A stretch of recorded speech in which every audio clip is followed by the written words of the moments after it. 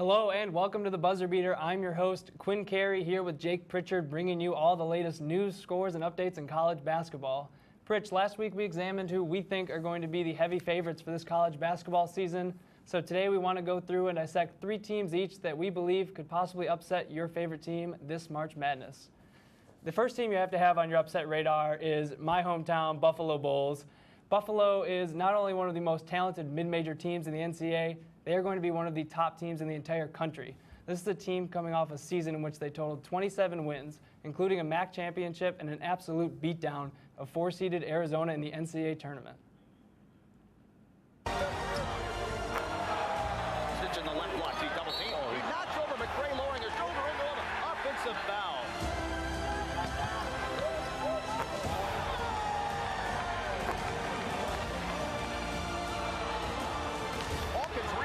Dante stole it back. Gifted to Harris in the corner for 3.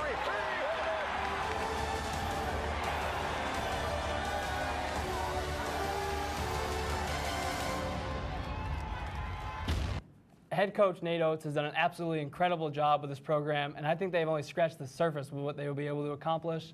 The Bulls will be returning last year's leading scorers in all-conference selections, C.J. Massenberg, Nick Perkins, and Jeremy Harris, along with their defensive stoppers, Dante Crothers and Devontae Jordan. Pritch, this Buffalo team is loaded and potentially could win a lot of games this NCAA tournament. What do you think they are? I agree with you 100%. I think it's tough for anyone to go against the Bulls right now. I think they're definitely one of the better mid-major teams that you could pick for anyone to come out and say that they wouldn't make the tournament or that they wouldn't even win the MAC is definitely tough to go against. I think for sure they're guaranteed to win the MAC, and I agree with you 100%. And another team that I see kind of represents Buffalo's play, I would say, is Marshall. After coming off a 25-11 season, the Thundering Herd looked to clinch yet another NCAA tournament berth. The Herd were having a good season, but once March came along, they took their game to a whole new level. Knocking off number 4 seed Wichita State, Marshall returns 2 seniors, John Elmore and C.J. Burks, who both averaged 20 points per game and could be one of the best returning backcourts in the nation. The team returns 4 out of 5 starters from last year and seem to be destined for greatness and make it back to the big dance yet again. So, Quinn, what do you have to say about Marshall? You know, Marshall's a team, again, it's another team that they really know how to score offensively. They can shoot the ball, and they play so well together. You know, when they go up against those higher-ranked teams, sometimes the composure and the way they play together outweighs the talent of other teams, and I think they're a team that can absolutely upset someone in the tournament, and I'd be surprised if we don't see them back there again this year. I'm really high on that guard tandem right there. Both 2 seniors coming back who as juniors average 20-plus per game. I mean, that's tough to go against, you know. We have a lot of teams that average, 60 to 70 points as it is. That's kind of like an average you see around the entire nation. So to have 2 players that average 40 is going to be huge for them. Exactly. That's going to be tough to beat. My second team to look out for, the University of Maryland, Baltimore County, better known as UMBC. They pulled off the upset of all upsets with their blowout win over top-seeded Virginia a season ago. And while they lose some key pieces, head coach Ryan Odom has the squad poised for another big season. The Retrievers set a program record for threes this past season and is going to be a team that can absolutely light it up from beyond the arc. Returners Joe Sherburne and Arkel Lamar will lead the charge for UMBC as they look to get back to that pinnacle of the college basketball world. And Pritch, if they can find a way to take down Vermont again in the American East Conference tournament, I think this is a team that higher seeds simply won't want to play. Absolutely. The only thing I'm really worried about them is, like you said, taking down Vermont. I think that's the only thing they really have to worry about. But outside of that, if they can do that, I wouldn't be surprised to see this team knock off yet another team. And last year being a 16 seed, I think they could definitely be a lot higher than that. I think you could see them at an 11 seed, maybe even a 10 this year rather than 16 if they can get the job done against Vermont. So we'll see how that goes. Me, again, like you said, you had a big shocker from last year. This year I have probably what was the biggest shocker of last year's tournament, Loyola Chicago. The darlings. Head coach Porter Moser has done an incredible job in turning this program into a winning program. After winning just 18 games in 2016 to almost doubling that amount last year and being the true Cinderella story of last year's tournament. Coming off an improbable Final Four run, the Ramblers look to make a splash in college basketball once again. The Ramblers returned 4 out of their top 7 scorers, which include Missouri Valley Conference Player of the Year, Clayton Custer. Loyola Chicago will also return senior guard Marquise Towns and sophomore big man Cameron Krutwig. With a strong returning front and a solid freshman class, the Ramblers and Sister Jean are poised to have yet another great year. What do you think of that, Quinn? You know, I was sold on the Loyola Chicago last year. I actually picked them in my bracket that I wrote up. I did. I picked them not to go to the Final Four, but to the Sweet 16. I was a big fan. You know, Clayton Custer is a guy who was Conference Player of the Year, but I think he had the potential to be an All-American type guy. Potentially could be an All-American this year, depending on how they do. And with Cameron Krutwig coming back, he was a force down low as a freshman, and they're going to be tough to beat. This is going to be a tough Loyola Chicago team that the higher-ranked teams, again, this is a team that no one's going to want to play. I agree 100%, and I could see them being even better than they were last year. I agree. And my third and final team that was in the tournament last year that I think is going to go back and shock some teams are the Lipscomb Bison. The Lipscomb Bison could very well be the best team in college basketball that you've never heard of. The team out of Nashville cruised to a 12-point win over Florida Gulf Coast in the Atlantic Sun Championship game last year before losing to UNC in the first round. A dangerous offensive team, Lipscomb will be returning its top 6 leading scorers, including preseason Conference Player of the Year Garrison Matthews. You'll see Matthews here hitting some threes against Florida Gulf Coast. Matthews is the heart and soul of this Bisons team and is one of the top scorers and shooting threats in all of college basketball. And Lipscomb's ability to spread the floor, share the ball, and get easy shots for one another give them a chance against any team that they might run into. Head coach Casey Alexander's captured its first NCAA tournament berth last season, and don't be surprised if you see the Bison making some noise again this March. Yeah, absolutely. I wouldn't be the least bit surprised, like you said. They were obviously a huge team last year. This year, I think they'll be even better. But with that being said, I think a team that's very similar to them in their style of play and the way that they get the ball up the court in a fast-paced situation is Wright State. My last mid-major for this would obviously be them. So to have an impact on this year's season would be the Wright State Raiders. The Raiders are coming off an impressive 25-10 season, which included wins over Georgia Tech, Jacksonville, and Kent State. The Raiders only return one starter, but have many assets that could put them on top of the Horizon League once again. Wright State returns 4 players who average more than 9 points per game and are setting their hopes high from junior transfer Bill Wampler from Duke. The Raiders went 21-6 in their last 27 games of the season, and I see them having an even better record than last year. Yeah, you know, Pritch, I think you see it here with Wright State. You see it with a lot of these teams that we have on here. The common theme seeming to be for these upset teams is that they can all really shoot it from beyond the arc. I think with the emergence of the three-point shot, that's changed the way college basketball is played, and I think it makes it that these lower seeds are able to upset higher seeds because they can shoot the ball, they can score, whereas a lot of these high majors, you know, you get longer defensive-oriented teams, but they can't score the ball. We saw this with Virginia against UMBC. As soon as they got behind, they couldn't catch back up, and UMBC just kept pouring it on and kept hitting threes, and 100%. Virginia didn't know what to do. And I think a lot of people don't understand is that these kids who are coming to these mid-major schools aren't just kids who are, you know, mid-major talents. A lot of them could have had an injury in high school, could have had something in the classroom or something like that that didn't necessarily get them to Division I college, like a huge college or a major college, one of the blue blood schools or something like that. These guys, some of the kids that play on these teams are still top 100 players. So I wouldn't be the least bit surprised to see a lot of these kids go back. Yeah, and you know, and you touched on it there. You see all the time that you don't know how kids are going to develop when they get to college. Of course, you have your ESPN rankings and all these type of things that you say, oh, these are going to be the guys that are going to be the most impactful at the next level. But there's really no way to tell. Some kids don't work as hard. Some kids just blossom late.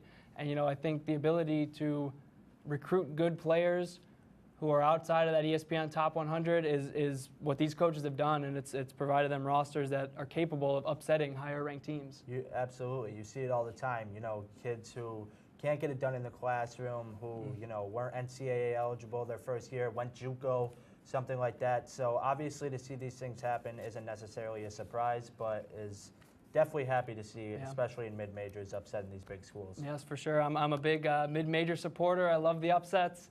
And coming up after the break, we will be highlighting the 6 impact players making the jump from the NCAA to the NBA this season. Stay tuned.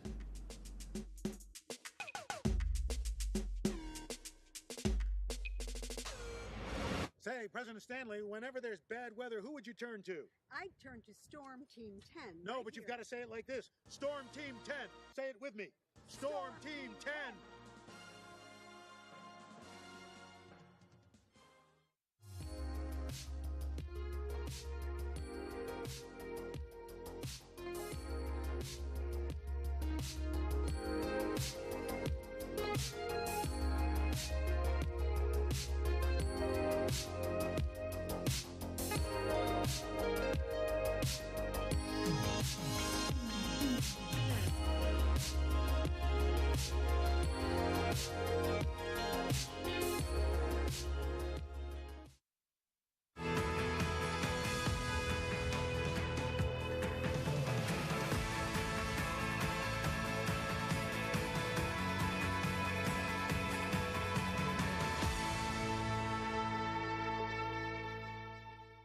So good to see you guys. So, what's up? Oh, we finally bought a place. Holy cow. You seriously have enough saved to do that? We've been putting a little aside each month. Jeez, at the end of the month, we have nothing left to save. Yeah, I have no idea where it goes. Well, you're spending a lot on... Is it good? Oh, God. Oh, how is my account overdrawn? When it comes to financial stability, don't get left behind. Get tools and tips for saving at feedthepig.org.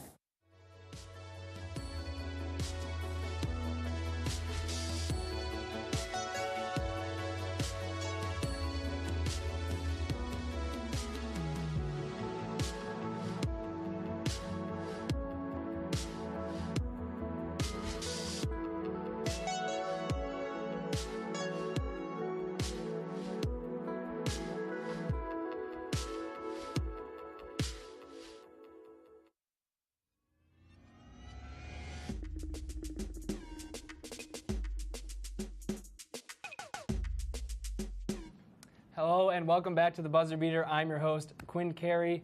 Every season in college basketball, we have a few dozen players that make the jump from the NCAA to the NBA level and make an immediate impact to the teams that they're drafted to.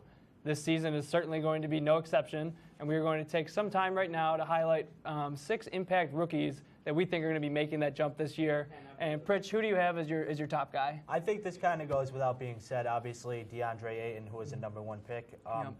I think he'll make an impact in his first year, but even possibly win Rookie of the Year. I think he's definitely the favorite for that. He already is averaging 12 points and 9 rebounds in just 2 games while playing 30 minutes a game. For a rookie, that's obviously pretty intense. This doesn't come as much of a surprise, though, for the #1 overall pick, but the fact that there were 2 games and Ayton looks as good as he does, he kind of looks like any big man in the country and really just looks as good as any guy in the NBA right now. Yeah, I'll definitely say he's fit right in so far between the summer league and his first couple games. One of the things I was skeptical with Ayton is, after his loss to my Buffalo team in the tournament, in the locker room, he declared for the draft, and it didn't seem to matter too much to him that he had just lost his NCAA game, and I hate to be one that reads into that and blame a kid for that. I didn't think it was a great look for him, and I question how much he really wants to win is my biggest question. It usually isn't, but when you're in college, obviously a kid like him, he's probably not living lavishly. I mean, obviously he is because he got $100,000. But when you're going to the NBA and you're guaranteed to make millions, I can't really be too disappointed with one loss to the University of Buffalo. I agree, and you can't knock him for that necessarily. Another guy who was the 2nd overall pick behind Ayton, Marvin Bagley, I think is going to be a huge impact player. He was also named first-team All-American last year as a freshman and decided to forego his final 3 years at Duke to enter the NBA draft. A decision, again, no one can blame him for, as he was drafted 2nd overall, only behind Ayton. The expectations are going to be sky high in Sacramento, but as you can see right here with this monster poster that he had about a minute into his first summer league action, he's going to live up to it. He's not afraid of the moment, and it's his first summer league game. He comes out, has that huge poster, and there's some big shoes to fill in Sacramento. They lost DeMarcus Cousins a few years ago, and drafting a big, I think the people of Sacramento want him to sort of fill that role and maybe take that franchise to the next level, something that I think Bagley is looking to do, and I think he'll be very capable of doing. Absolutely. I think he will, too. I don't see the media or anything like that being a problem for him, especially coming from Duke. That's obviously something you see all the time. So for him, I don't think it's going to be too much of a jump for him. Maybe putting a little muscle on, but other than that, I mean, I think he'll be fine. Yeah. Another player that everybody's obviously circulating is Trey Young, who was clearly the best player in college basketball last year. He led the nation in points and assists, but many had concerns about how his game would transpire in the NBA. Although the Atlanta Hawks haven't had an ideal start, Young looks as good as any rookie in the league, posting solid numbers in his first 5 games. The Hawks guard is averaging 17 points, 7 assists, and 4 rebounds. The Hawks are 1-4, but also one of the league's youngest teams, so not necessarily something you can blame them for as of right now. No. I see the Hawks turning out well, and I see Trey Young possibly another Rookie of the Year candidate, obviously being the number 5 pick, getting traded from Dallas to Atlanta wasn't a huge deal for him on draft night. That can obviously shake you up, but I think that Trey Young could be a solid player and definitely in the Rookie of the Year conversation, as I said. Yeah, and again, there's some concerns about his size and his ability on defense, but you don't want to compare him to Steph Curry, but people have those same concerns about Curry. And so, you have to wonder, his offensive game is there, and I think he's going to be perfectly fine, and I think he's going to make a name for himself. I think offense definitely outplays defense in the NBA. It's not necessarily the college game anymore. I couldn't agree more. The next impact player who I am very high on is Grayson Allen. Grayson Allen was one of the most popular and controversial players in all of the NCAA during his time at Duke. He helped spark the Blue Devils to the 2015 National Championship, and he was one of the most accomplished Dukies during his tenure. He now joins the Utah Jazz, as you can see here. And this is the Utah Jazz team that made the second round of the playoffs, beating a good Oklahoma City team last year. They're led by Donovan Mitchell, Rudy Gobert, Joe Ingles. So this is sort of a loaded team that he joins, which is a great fit for Grayson, I think, because he's a guy, he can shoot it and hustle, but I don't know if he's necessarily going to be a star, but I think he can be a great role guy for this Utah Jazz team. Yeah, absolutely. I couldn't really, I can't disagree with you on that. I think that he is a perfect fit for the Jazz. It's what they need, a sharp shooter, someone who can shoot from beyond the arc, and I think Grayson Allen definitely fits that role. And one thing with Grayson Allen, too, is something that you're not going to see. He is a grown man. He's in his 4th year. He played 4 years at Duke. He's not like Trey Young, someone who played a year. So I think his game will transpire just fine. I think he's going to be perfectly fine there in Utah. I think that's the team that's going to be poised to go back to the playoffs, and hopefully he'll have a great impact and a great role in this team. Sure. I think he will. And I think I was going to look out for Jaren Jackson, Kevin Knox, and probably a few others that you never know what they're going to do, but I think they're in good situations. So coming up after the break, we're going to talk some more college basketball controversy. Stay tuned.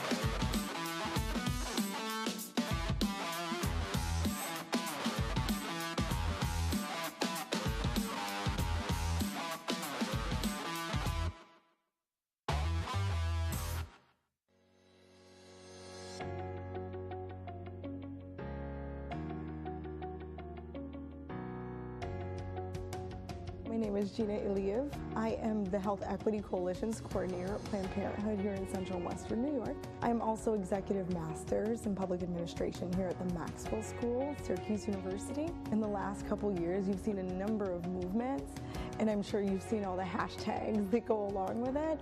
I think it's really important to talk about what those hashtags mean, and then once we garner that power through those media avenues, how do we really activate people on the ground and in real life? I'm really looking forward to learning from the other panelists who what they do. I work for a local nonprofit, and some of the other panelists are from very big corporations, and I'm really interested in how they navigate those spaces. What do those connections look like?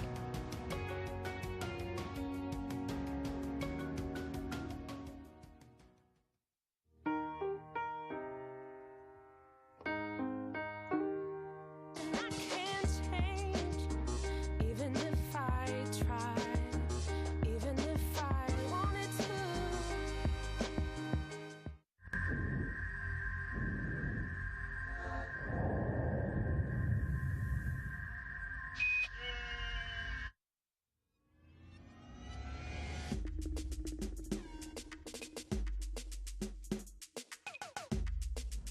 Hello and welcome back to the Buzzer Beater. I'm your host, Quinn Carey. This past week in college basketball, it was released that while on a recruiting visit last year to Kansas, Zion Williamson, the Duke commit, was there, and they asked him what it would take to get over that hump to get him to come to Kansas, and he came out and said that he wanted cash and he asked for money. This is just the latest in all of the college basketball scandals and controversy. And, it's disheartening to see, but what is your take on it, Pritch? It's a shame to see. You see it all the time now. It's kind of sad. And you see how certain schools are obviously favored and certain schools aren't. So you see schools like Duke who aren't getting in trouble for it, Kansas who aren't getting in trouble for it, UNC who didn't get in trouble for it. But then you got two schools who got absolutely hammered for it in Louisville, Syracuse. And it wasn't even in Syracuse's case, it wasn't even for paying players. It was more of just things that they weren't keeping up on. Obviously, grades are important. You're a student athlete before you're an athlete. So obviously that's important, but I think it's just tough to have – you have to have some sort of way to say you're going to get in trouble for this, you're going to have this taken away. Louisville got their whole season taken away, their whole championship season for having strippers. And yet other players or other schools can go and, pay players to go there, do whatever dirty things they want, and then there's no repercussions for it. And now certainly we are not condoning having strippers on the recruiting visits, but it is true. It's sort of like the NCAA picks and chooses because these top schools, Duke, Kansas, Kentucky, the schools that are bringing in these top freshmen, one and done recruits over and over, they're sort of not held accountable like schools like Louisville and Syracuse. I think it's ultimately just plays into how much money each program brings in. I think Duke, Kentucky, Kansas, they're top 5 programs in their revenue. So, of course, they're going to treat these schools more and let certain things slide. But we saw it last year with Wendell Carter. We saw it with Dennis Smith Jr., Kyle Kuzma, that whole report of, 34 student athletes or whatever that came out, basketball players that were paid, and yet no repercussions have happened. We saw it with DeAndre Ayton. He was paid $100,000 to go to Arizona. Yeah. It's proven. They have voice messages of it happening. So I don't see how it's under the rug now. Nothing is happening. There's no, the FBI investigation is over. Nothing has happened about it. There's been zero punishment for any of these schools. It baffles me. It really does. It seems to me because we're sort of pushing these top programs, all these scandals, we're pushing them under the rug, and we're sort of batting an eye at them. Why don't we just pay the players? If we are to pay the players, all of this is taken out, and none of this is a problem. We don't have this controversy. We don't have kids having to be sneaky and scandalous in their recruiting trips. I'd love to get Jay Billis's opinion on this one. But I just think that if you find a way for the NCAA to pay these athletes or let them make money off their name, in whatever way you want to do it, I think that would save them so much trouble. It would save the NCAA's name, and you would avoid all of this controversy. Yeah, I also just think that they don't care too, though. It's tough for them to support that they care about this or that it's a serious issue to them when they just keep wiping it under the rug. But with that being said, in paying athletes, that brings us to our next commercial break, and we will be talking about an alternative that is ultimately offered to this problem. So yes, and we are going to see huge shakes-ups in the college basketball scenario moving forward because of this. Stay tuned. We'll get you more on that coming up after the break.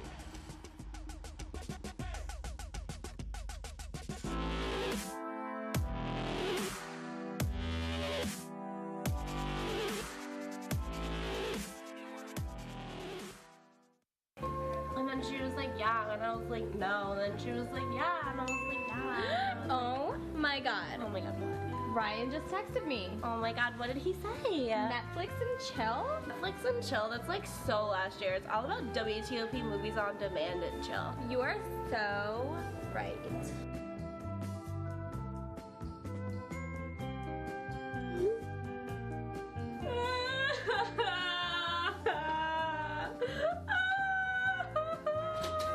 Yo, bro, what's wrong? Yo, bro, my girl left me, bro. But why? Because I don't watch WTOP 10 movies on demand. This new dad is picturing a tree house in the sky, but he's ignoring the instructions. Good luck, big guy. His kids know that he's building without a clue. Never been so good with nails and glue. Now we're trapped inside a box. I hope mom knows what to do. Mom! See, you don't have to be perfect to be the perfect parent. Thousands of siblings in foster care will take you just as you are. Hey, it's Ava, and this is Tess from Do Your Selfie, where we recreate the hottest looks from today's biggest music videos. After cleaning out our closet, we have a lot of clothes we don't wear anymore. Like this old pile of t-shirts. It's not garbage, it's actually a new rug. And to make it, all you need to do is cut, tie, and glue. Cut the t-shirt into strips. Tie the strips into knots. And glue the knots to the bath mat. I love it. Give your garbage another life. And recycle.